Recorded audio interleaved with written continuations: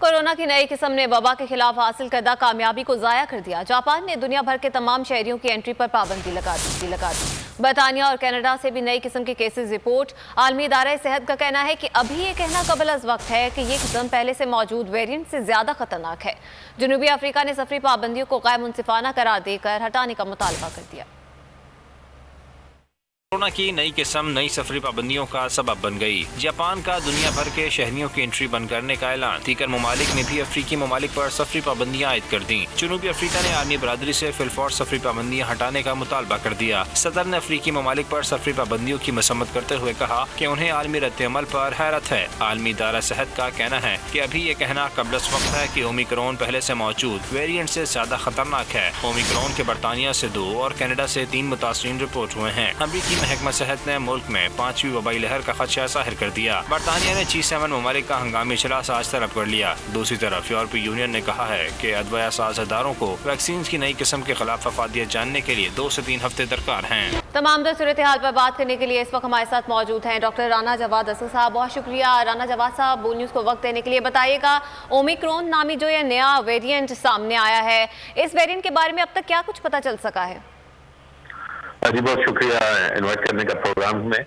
देखिए जी, नया वेरिएंट हमारे पास आया है, इसके बारे में अभी मालूमात इंतहाई कम है और दुनिया पैनिक में मोड में चली गई है। जो अभी आपने खबरों में बताया कि अक्सर ममालिक पाबंदियां लगा रहे हैं ट्रैवलिंग के ऊपर, और हालांकि ट्रैवलिंग पे पाबंदियां लगाने से वायरस की फैलाव पे कोई खास फर्क नहीं पड़ता आजकल के दौर में, क्योंकि ऑलरेडी वायरस मुल्कों में दूसरे मुल्कों में पहुंच चुका होता है उस वक्त तक जब तक इसका पता लगता है। तो नंबर 1 तो ये है, बता रहे हैं कि इसके अंदर चेंजेस बहुत सारी आई हैं। तकरीबन 30 के करीब तो चेंजेस इसकी स्पाइक प्रोटीन के ऊपर हैं, जिसको निशाने पे रख के जो हमारी जो जदीद वैक्सीन है कोविड की, फाइजर है, RNA वैक्सीन है, मॉडर्ना है, वो बनाई गई है। तो खतरा ये है जो जिस वजह से दुनिया घबराई है, नंबर 1 कि क्या हमारी जो वैक्सीनेशन हुई थी उसकी अफादियत में कमी तो नहीं हो जाएगी, क्या वो बेकार तो नहीं हो जाएगी। और दूसरा घबराई इस वजह से है कि इसका फैलाव बड़ी तेजी के साथ साउथ अफ्रीका में हुआ है, जिससे फैला हुआ है। और जो डेल्टा वायरस वेरिएंट था पिछला, वो भी बहुत ज्यादा तेजी के साथ फैलता था, लेकिन इसने उसको पीछे छोड़ दिया है फैलाव के अंदर।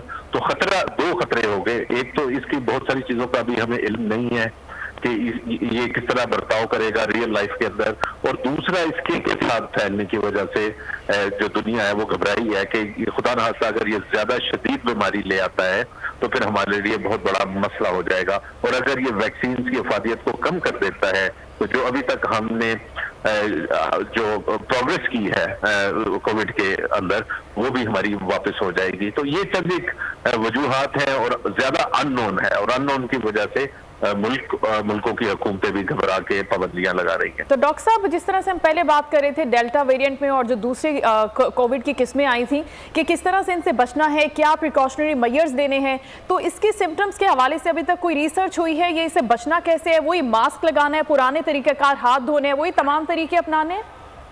जी, पुराने तरीके बड़े वैलिड हैं, और उसके अंदर नंबर 1 आपने जैसे बताया मास्क। जब भी आप किसी दूसरे लोगों से मिलें, दफातर हो, आपकी शॉपिंग एरियाज हो, मार्केट्स हो, तो वहां पे आपने मास्क लगाना है। लेकिन जो 1-2 चीजों पे हम तवज्जो नहीं कर रहे जो हमें बहुत आसानी के साथ इस बीमारी से बचा सकती हैं, वो वेंटिलेशन या ताजा हवा का इंश्योर करना कमरों में, दफातर के अंदर हो।